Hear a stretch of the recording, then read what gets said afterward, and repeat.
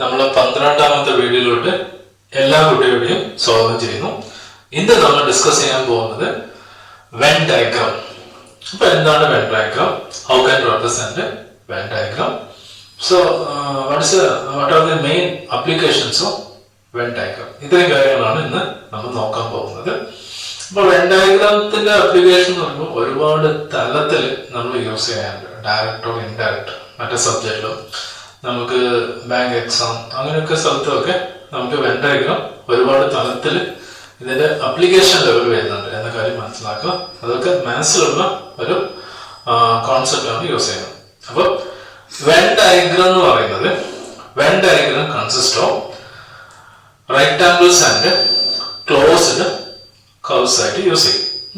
ഇപ്പൊ ഇവിടെ rectangle and closed curve, closed curve എന്ന് പറയുമ്പോൾ ഒരു സർക്കിൾ എന്ന രീതിയിലാണ് എടുക്കുന്നത്.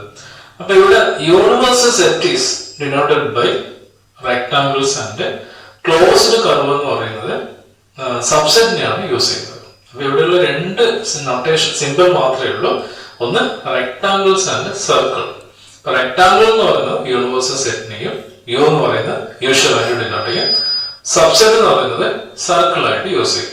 ഇതാണ് വെൻ ഡയഗ്രത്തെ കുറിച്ചുള്ള ചെറിയ ഡിസ്ക്രിപ്ഷൻ ആയിട്ട് നമുക്ക് എടുക്കാം.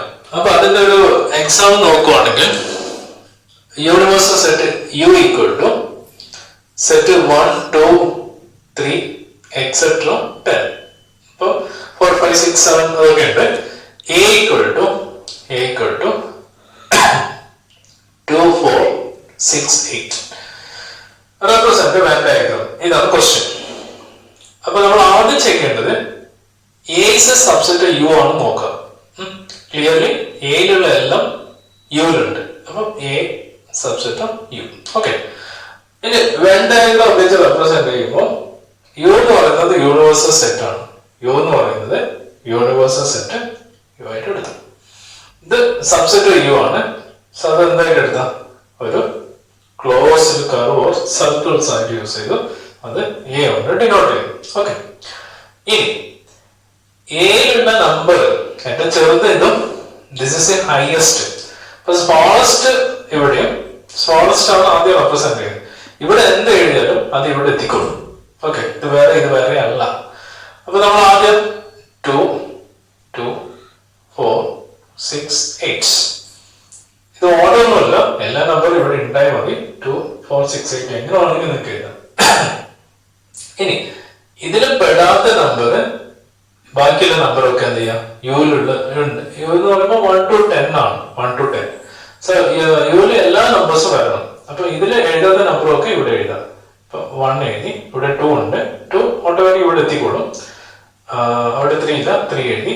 4 ഉണ്ട്, 5, 6 ഉണ്ട്, 7, 8 ഉണ്ട്, 9 വേണം. അതേപോലെ തന്നെ 10 വേണം. അപ്പൊ യുവില് എല്ലാ നമ്പേഴ്സും വന്നിരിക്കണം. 1, 2, 3, 4, 5, 6, 7, 8, 9, 10. സോ യുവിൽ വന്നു. എയിൽ പറയുമ്പോൾ അതിന് മാത്രം, എയിലുള്ളത് മാത്രം കാണിക്കാൻ വേണ്ടി ഒരു സബ്സെറ്റ് ആയിട്ട്, സർക്കിൾ ആയിട്ട്, സെപ്പറേറ്റ് ആയിട്ട് മെൻഷൻ ചെയ്യാം. ഇതാണ് വെൻ ഡയഗ്രാം എന്ന് പറയുന്നത്. പിന്നെ വേറെ ഒന്നുകൂടി വരച്ച് നോക്കാം.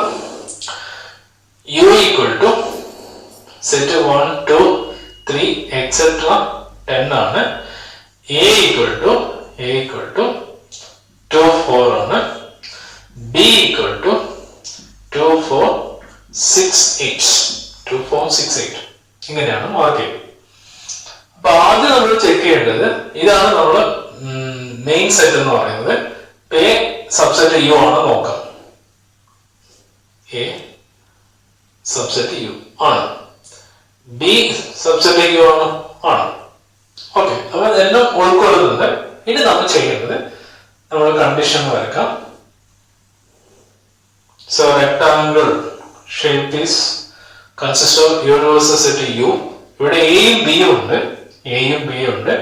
അപ്പൊ ആദ്യം മനസ്സിലാക്കുന്ന ഒരു സ്ട്രക്ചർ എന്ന് പറയുമ്പോൾ എക്കും ബിക്കും എന്തെങ്കിലും കോമൺ ഉണ്ടോ നോക്കാം. ഇപ്പൊ 2, 4 അവിടെയുണ്ട്, 2, 4 ഇവിടെയുണ്ട്. അപ്പൊ ഒന്നെങ്കിൽ എന്ത് ചെയ്യാം? ഇതിന് രണ്ട് രീതി എഴുതാം. ഒന്നെങ്കിൽ 2, 4 രണ്ടിലും കോമൺ ആയതുകൊണ്ട് ഇവിടെ 2, 4 ഇത് രണ്ടിലും ബാധകമാണ്. A B 2, 4 രണ്ടിലുണ്ട്. ഓക്കെ, ഇനി ബിയിൽ ബാക്കിയുള്ള നമ്പർ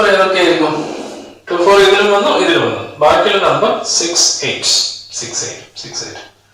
ഇനി എന്ത് വേണം? നമ്മളിവിടെ എന്ത് എഴുതിയാലും അത് യുവിൽ ഓട്ടോമാറ്റിക് എത്തിക്കൊള്ളും. പിന്നെ യുവിൽ ബാക്കിയുള്ള നമ്പറൊക്കെ യു എന്ന് പറഞ്ഞാൽ 1 to 10 ആണ്. അപ്പൊ ബാക്കിയുള്ള നമ്പറൊക്കെ 1 2 ഇവിടെ ഉണ്ട്, 3 4 ഉണ്ട്, 5 6 ഉണ്ട്, 7 8 9 10. സോ ദാറ്റ്സ് എ ആൻസർ ആയിട്ട് നമുക്ക് യൂസ് ചെയ്യാൻ പറ്റും. ഇങ്ങനെ എടുക്കാം. അല്ല ഇത് നിങ്ങൾക്ക് ബുദ്ധിമുട്ടാണ്, ഇങ്ങനെ വേണ്ട എന്നുണ്ടെങ്കിൽ എന്ത് ചെയ്യാം? വേറൊരു കണ്ടീഷൻ കൂടി നമുക്ക് നോക്കാം. വേറൊരു സിമ്പിൾ കണ്ടീഷൻ നോക്കാം. സോ യു ഏതെങ്കിലും ഒന്ന് യൂസ് ചെയ്താൽ മതി, രണ്ടും വേണമെന്നില്ല.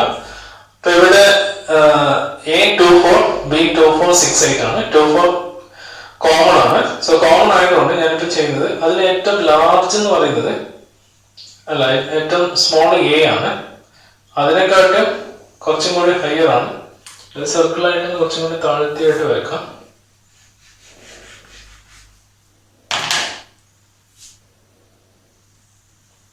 ഇത് എ ആയിട്ടും ഇത് ബി ആയിട്ട് എടുക്കാം. A, this is B. എയില് 2 4. അപ്പൊ എയിൽ എന്ത് എഴുതിയാലും ബിന്റെ ഉള്ളിലാണ് എ ഉള്ളത്, ബിന്റെ അകത്താണ് എ. സോ ബി എനെ ഉൾക്കൊള്ളുന്നുണ്ട്, ഓക്കെ, ഇൻക്ലൂഡ് ചെയ്യുന്നുണ്ട്. സോ 2 4. ബാക്കി റിമൈനിങ് നമ്പേഴ്സ് 6 8. ഇപ്പൊ 2 4 എയിലുള്ള 2 4 ബിയിൽ വന്നു. പിന്നെ ബിയിൽ ബാക്കിയുള്ള നമ്പർ 6 8 ആണ്. ഇനി അതിൽ എന്ത് എഴുതിയാലും ഇതിൽ എഴുതിയ എല്ലാ നമ്പറും യുവിലോട്ട് ഓട്ടോമാറ്റിക് ആയിട്ട് ആക്സെപ്റ്റ് ചെയ്യുന്നുണ്ട്, യുവിലോട്ട് ഓട്ടോമാറ്റിക് വരുന്നുണ്ട്. പിന്നെ യുവിൽ എന്തൊക്കെ നമ്പർ വേണം? 1 വേണം, 3 വേണം, 2 ഉണ്ട്, 1 2 3 4 ഉണ്ട്, 5 6 ഉണ്ട്, 7 8 9. അപ്പൊ ഇങ്ങനെ രണ്ട് രീതിയിൽ ഏതൊക്കെ ഒരു രീതിയിൽ നിങ്ങൾ ആക്സെപ്റ്റ് ചെയ്യാം. ഏറ്റവും ഇമ്പോർട്ടന്റ് കേസാണ് വെൻ ഡയഗ്രം എന്ന് പറയുന്നത്.